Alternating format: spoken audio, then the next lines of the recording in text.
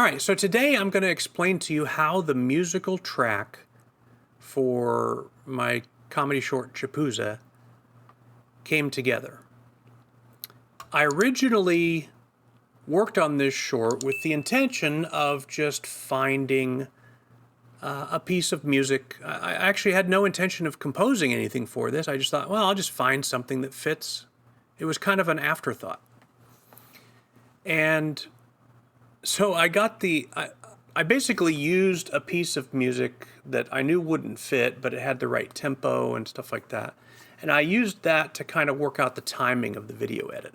And then it came time to select the piece of music, and it's unusual for me. Usually music is a lot more central and early in the production process because I make music, so I tend to think that way. But on this film, for whatever reason, I didn't do that.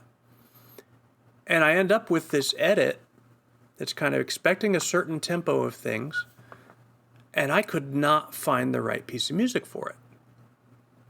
Which seems a little crazy because there's just so many music sources out there for video creators nowadays that are like just ready to just use. But I just could not find the one that fit right. So I decided to make it. So the original intent was, well, I'll just make it. So I'll put together a little kind of Latin sounding ditty and just play it. And so I did kind of a scratch version of that was basically just a little bit of drums and percussion and then piano. Real simple piano.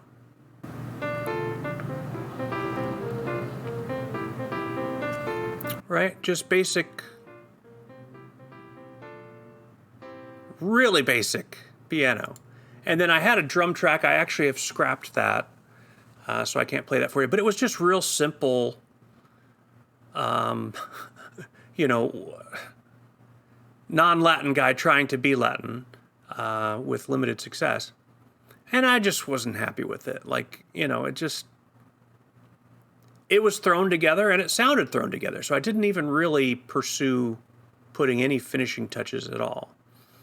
And this is not a sponsored video, I promise you.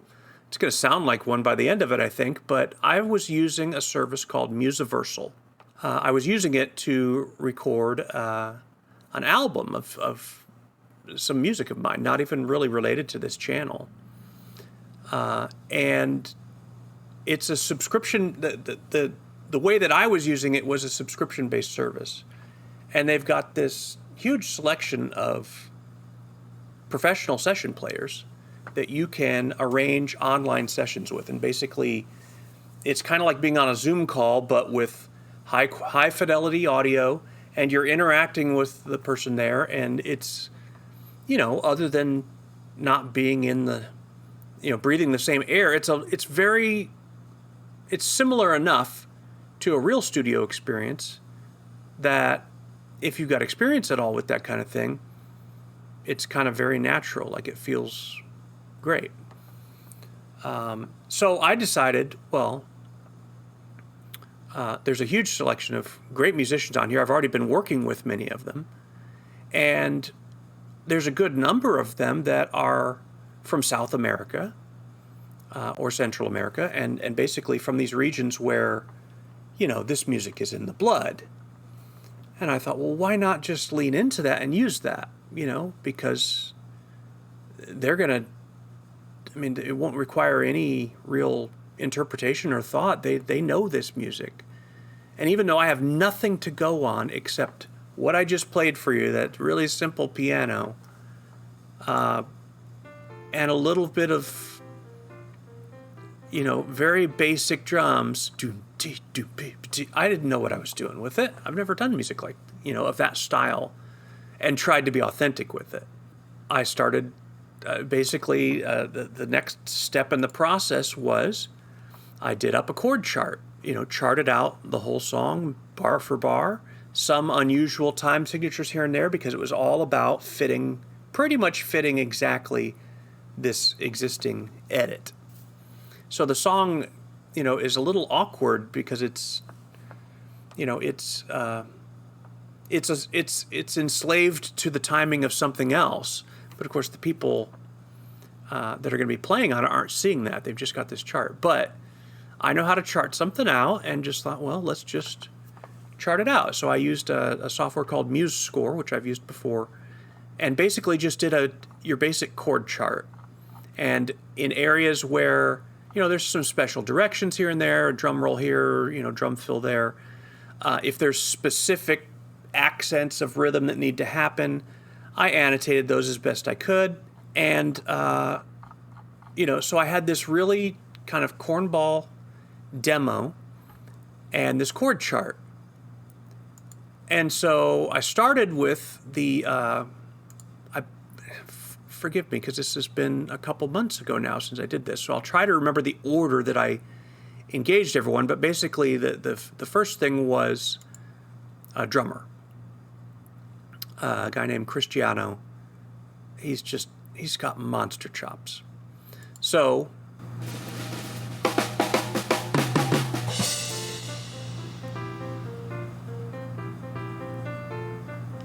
a little bit of a break there before he comes in.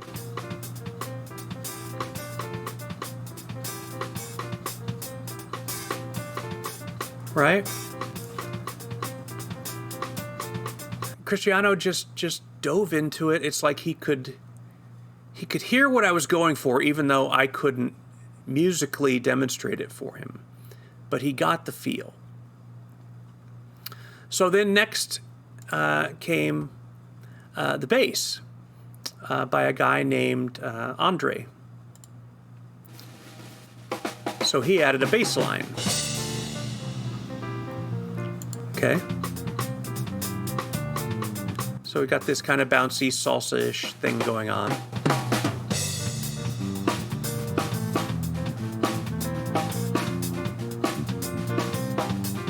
I think he used a fretless bass there. I can't remember. I know we talked about a couple different possibilities, and he was, again, just right away, he got it. And of course, the drum line that Cristiano put down was already leading the way. So then I got a guy named Pedro Rivera to add some acoustic guitar, because you got to have that.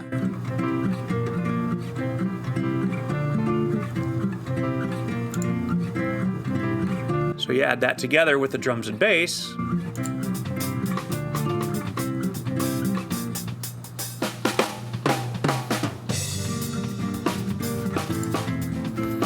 So they're just all following this chart.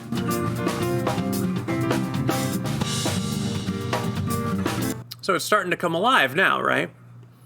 So I knew that I had that it needed some percussion, something beyond what a drum kit can offer. And there was a guy on there named Joao, who that's his specialty, and he's got like this whole room full of all these different instruments. Some of them you would recognize, some of them are pretty exotic, some of them there's no English name for that we know of. And microphones everywhere, so he can just go around the room. And in this, I think we did a 60-minute session. It might have only been 35 minutes. Just going around the room and just adding one track at a time. All this percussion stuff. So you end up with all these just beautiful sounds.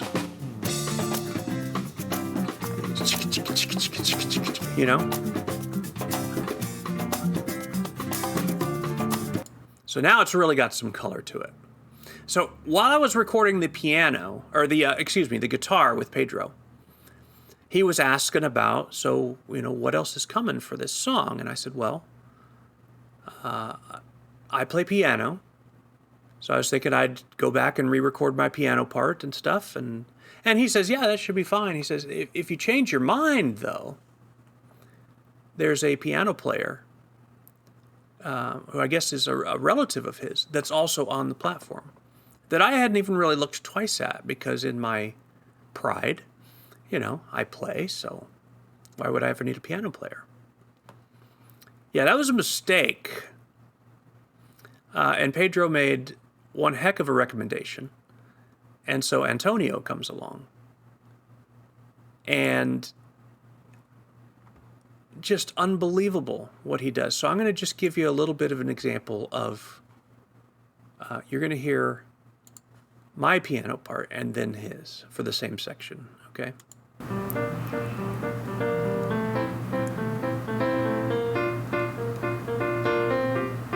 So that's my scratch track, right? This is what Antonio did.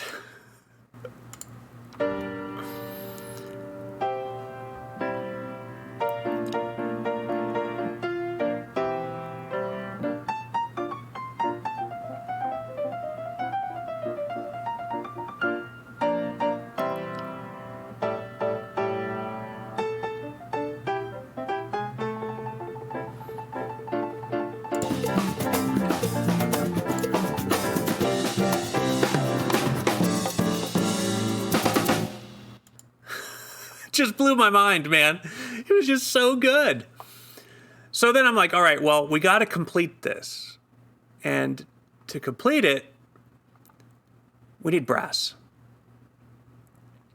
So I composed, did some orchestration parts for 3-part brass, 2 trumpets and a trombone.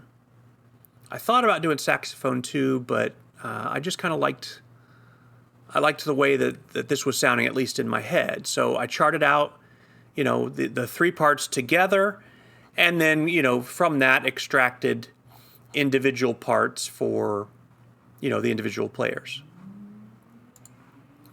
And then one at a time, brought them in with the charts. They of course can hear the stuff that's been recorded before. And there was, so I had kind of a electronic version of the 3 parts that it was basically just MIDI sounds, really basic MIDI sounds.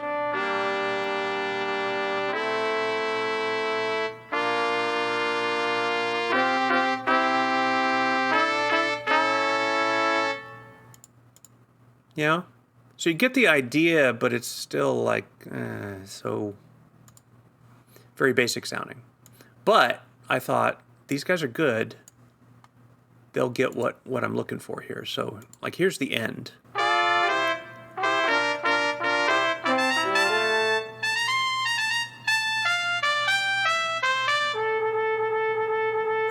It sounds so robotic, right? So that's that. So then I brought in Jonas on the trombone. There we go. Okay. And then I brought in Bense to handle first trumpet. There he is.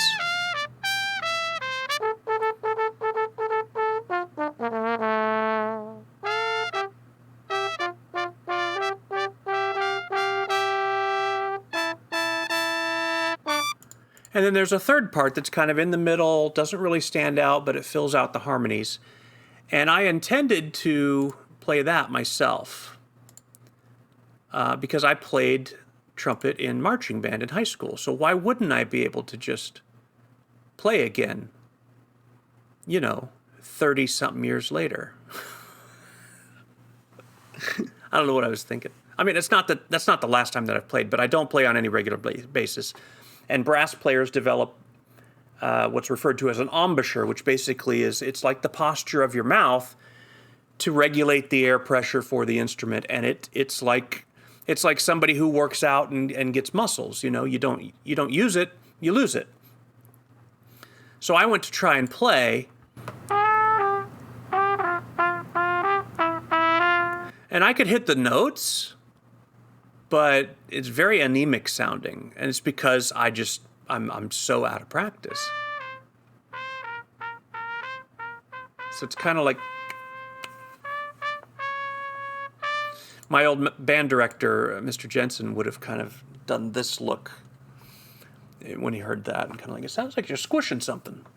And he's right. So as kind of a last-minute decision, I decided to keep the virtual trumpet for the second part because I knew it wouldn't stand out. It's never playing on its own or anything like that. And so the three of them together. Oh. That first bit had me playing trumpet again, which was... All right, so here's all three together. There's all three.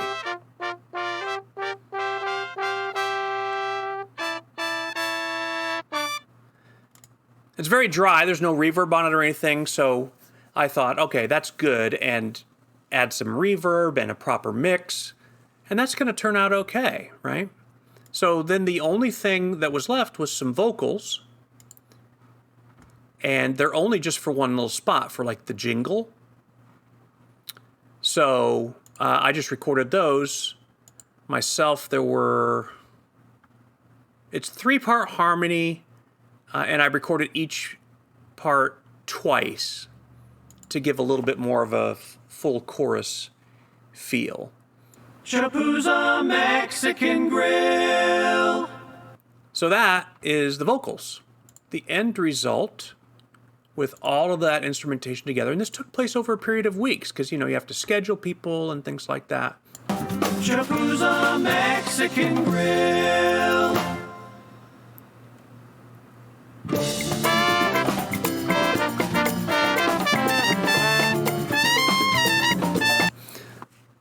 So yeah, so then I sent it off to, that was all through Musiversal, and I do recommend them. I'll say this, I don't know how useful or how frustrating an experience it might have been to use something like Musiversal if I didn't have direct experience, if I hadn't learned in a real studio and had that experience. It's hard for me to know how well that would go for someone who is completely green about that.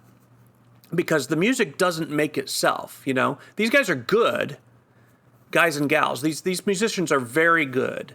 But, it's like you could have really good actors, but there needs to be direction for that actor to have success. And I think to some degree, session musicians, it's the same way. These guys, I keep saying guys, sorry about that. They're very experienced. And to the point where if you don't show up for your scheduled session, they'll go ahead and record anyway and just wing it. And from what I've been told, the result is usually still amazing, But if you want real control over what's going to happen, there's a vocabulary involved for being able to communicate what you want. They do have someone who will do up the charts for you. I don't know if they do orchestration like the brass parts, but they'll do the chord chart and kind of help you prep basic session materials. There's a very good guy who does that. But if you don't know anything about that part, the music's not going to just make itself, to be honest. This is a platform to maximize the efficiency for someone who's familiar with the process and the tools and all that. I don't know if it would be the same kind of experience for somebody who's very inexperienced with all that. It could be an interesting way to learn, but be prepared that there's going to be you're going to experience some frustration because, when you don't know what you're doing and you're working with people who do, that's intimidating, right? It can be a little scary. So if you go into it humble and just look to learn, and then it can be a great experience. So and the support team at Musiversal is just great. The whole organization, just really great people, and I'll be continuing to produce music through them whenever I can. Actually, in a weird way, even though I've never met any of them in person, some of the musicians, I used them so many times, I kind of, they recognize me when we get on the air again, and it almost feels like I've kind of made some new friends. That's pretty neat. So, and on top of that, they're super talented. So after all that was done, then I sent it off to a company called Major Mixing, mainly because, so I've done mixing before. I do a lot of my own mixing, but this is a pretty complicated song, compared to the stuff I normally do. When you're dealing with real instruments and a drum kit that's been mic'd out, 6 to 8 times, and balancing all those things and bringing them together. Boy, the experience of someone who's been doing engineering full time for years, it really helps. So I decided, yeah, I'm going to use that for this, and if I like what they do, I'm going to use them for that album that I was talking about, to mix the whole album. And so Major Mixing, they're based out of Ukraine. They did a bang-up job. Just wonderful. And, and remarkably affordable, as these things go. It's not no money. You can't really nickel and dime on this, but I'm very satisfied with what I got for what I spent. So yeah, the end result is this mixed piece that just works perfectly. And I'm going to play the whole thing for you here, but the main reason for that is it almost seems a shame that like all this effort and great performances went into this song that ends up just being, for the most part, background music for a comedy short. Now that's fine. I mean, that is what I do after all. But this was so good. It works as a song in a way. So I'm going to play you the full mixed instrumental version of the song. And this will be available through some other methods and channels. And so just check the description for links on that if you're interested in the song. But yeah, so here it is. This is Chapuza. This is the instrumental only, so that little voice jingle is not part of it. And I want to, again, thank everybody that was involved in making this. It was so much fun working with you all. And the result is something I'm really proud of, and I hope that you are. So enjoy.